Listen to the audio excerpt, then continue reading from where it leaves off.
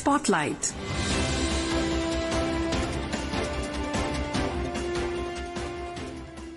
This is Akashvani. In the program Spotlight, now we bring you a discussion on India-Russia bilateral ties, strengthening strategic partnership and expanding multi-sectoral cooperation. The participants are Skand Ranjan Tayal, former ambassador, and Manis Pratim Bhuyan, journalist. Ambassador Tayal, we are discussing External Affairs Minister S Jaishankar's two-day visit to Moscow, during which he held a series of meetings, including with First Deputy Prime Minister Denis Manturov, Foreign Minister Sergei Lavrov, and he also called on President Vladimir Putin. So how do you see External Affairs Minister S Jaishankar's visit to Moscow, as it came just days before President Putin is scheduled to come to India to attend the BRICS summit, and there is a possibility of our Prime Minister meeting President Putin on the margins of the SCO summit in Kyrgyz Republic. So how do you see the overall context of External Affairs Minister S Jaishankar's visit to Moscow and his meetings there?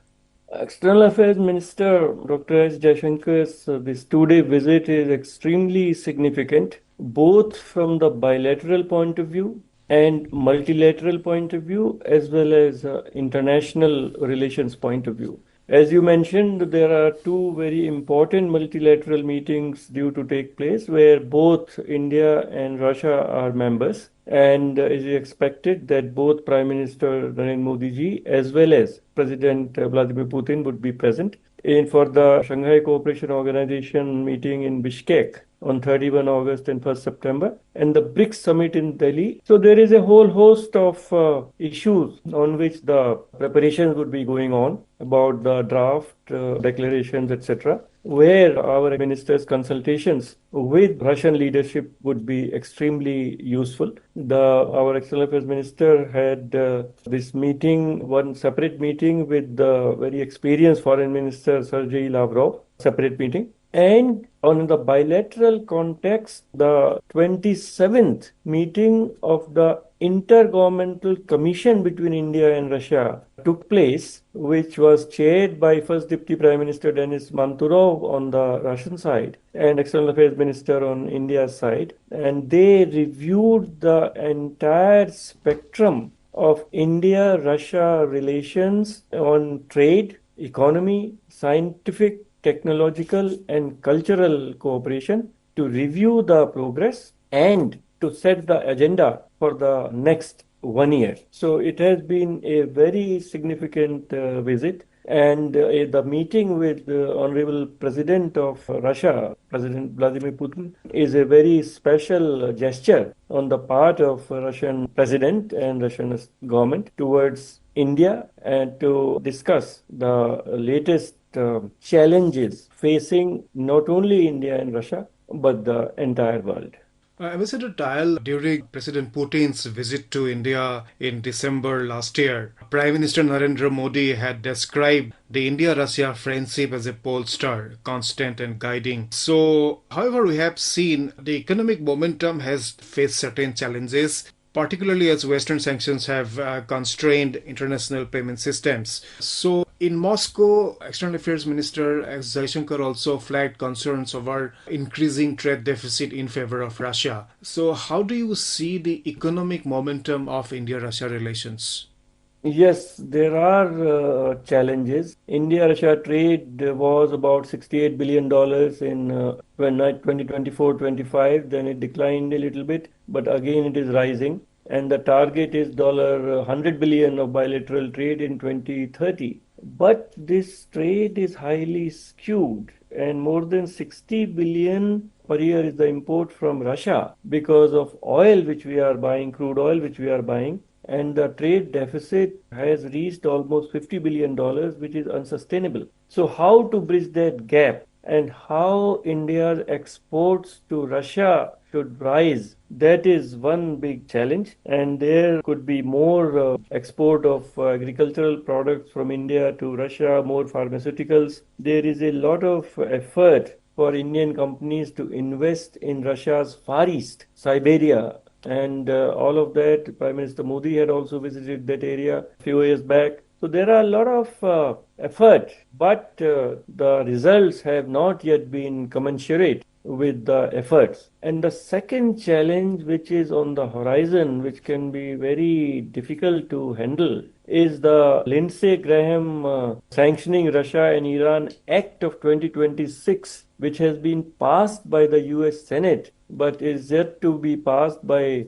US House of Representatives and approved by President Trump, which talks of tariffs up to 100% on countries which are major importers of Russian crude oil. And the five top global purchasers of Russian crude oil are China, India, Slovakia, Hungary, and Azerbaijan. So this is another challenge on the horizon which India and Russia together need to deal with.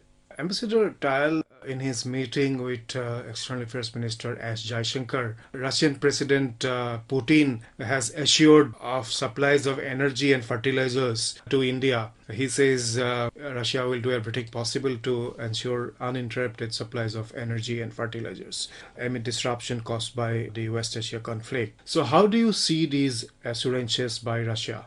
Russia's assurances are honest and are dependable, and that Russia would be ready to supply crude oil to India as well as the fertilizers. But the question would arise of how to make the payments because the Western banking channels are not possible to be used. And some creative trilateral kind of arrangements are being thought of, maybe through some West Asian countries, maybe China's banks, etc., can be involved. But if this Lindsey Graham Sanctioning Russia and Iran Act goes into force, then there will be some new issues. But the biggest factor, which also is positive for India, is that in case Russian crude oil as well as Iranian crude oil goes out of the global energy market, then India is a huge buyer. Global crude oil price will shoot up. It is already, which used to be $65 before 28 February 2026 US's attack on Iran, is now hovering around $90 plus. And if it goes $100 plus, then it is going to affect the petrol price, the pump for the US consumer, which is already more than $4 per gallon. They do it in gallon, not in liter, which is 33% higher than what it was before US invaded Iran in February of this year. So if that goes to $4.5 or something of that order, then it will dampen the chances of Republican Party regaining its majority in Senate as well as House of Representatives. So I think at present, President Donald Trump's primary focus is to ensure that the Republican Party retains at least one house, at least the Senate they retain, but of course they would like to retain both House of Representatives and the Senate where they have majority. And so they may not go for any reckless action to deny or to impose very high tariffs on those countries which are importing Russian oil. We are not importing Iranian oil anymore, but we are importing Russian oil. Ambassador Tayal, for decades, Russia has been the cornerstone of India's defense architecture, defense supplies. However, with New Delhi's recent move toward the 114 Rafale jet procurement from France and growing ties with US, the landscape of our military cooperation is clearly evolving. So how do you see this evolving procurement scenario by India? India is definitely diversifying its defense procurements, and now Russia is itself under some pressure as far as the production of defense equipment is concerned because of the ongoing war for the last 4 years with the Ukraine. And there are reports that Russia itself is importing artillery shells, etc. So there is a good relationship with Russia, which will continue. But India's overall requirements are very large and very diverse. So India will continue to buy from France, from Israel, from United States of America, as well as from Russia. So there is a big market. India is perhaps the biggest defense equipment importer. And another requirement which India has about the Make in India, the principle, where American companies are very reluctant to transfer technology and do production in India. Whereas the Russian and the French companies, they are ready to transfer technology and have production in India. So there are many parameters on which India, Indian Defense Forces, Indian government will take a decision what is imported from which country. Of course, a shining example of India-Russia cooperation is the BrahMos missile, which is a co-production which has done so well in Operation Sindoor. The whole world watched its outstanding performance. There are other countries which are lining up to buy those systems. Indonesia, Vietnam, etc., Philippines, it has already been sold. So that kind of collaboration will be very welcome with Russian companies. So I would say that yes, India is diversifying. India is buying some specialized equipment from other countries besides Russia, but there is enough purchasing power in India that Russia also will get a very large number of contracts for supply of new defense equipment to India. Ambassador Tayal, during his meeting with President Putin, External Affairs Minister S Jaishankar also handed over a personal message from Prime Minister Modi to President Putin. So President Putin is visiting India to attend the BRICS summit next month. So how do you see the overall contours of India-Russia relationship in the context of the geopolitical upheaval and geopolitical conflicts that we are witnessing? How do you see this relationship going forward in the next few years?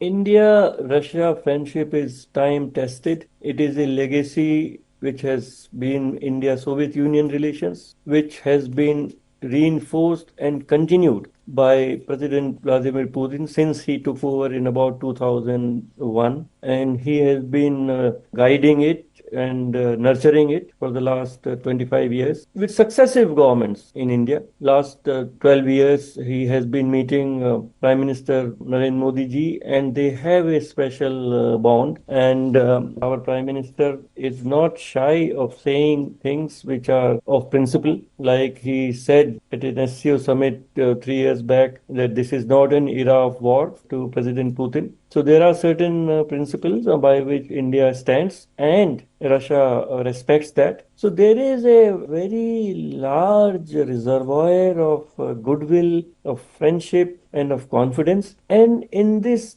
era where all the strategic equations are under some kind of strain, whether it is between United States and NATO, whether it is between United States and Korea, Japan, etc., India-Russia friendship is very strong, very stable and predictable, that it is never either India will take any action which is against the interests of Russia, nor Russia will ever take any action which is against the interests of India. And there is such a reservoir of goodwill. If you ask any Indian that who they think is their most trusted friend in the world, and perhaps 90% will say Russia. And similarly in Russia, if you ask the people of Russia who they think is their most trusted friend in the world, the majority will answer India.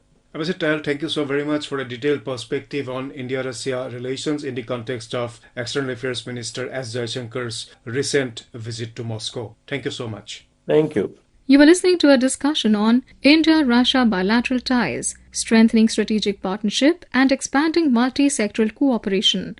The participants were Skand Ranjan Tayal, former ambassador, and Manas Pratim Bhuyan, journalist. This program was produced and presented by the News Services Division of Akashvani. You can listen to it on our mobile app, News on AIR. This program is also available on our YouTube channel, News on AIR Official. You may share your feedback about this program through email at airnsdtalks@gmail.com or WhatsApp on 928-909-4044. Spotlight.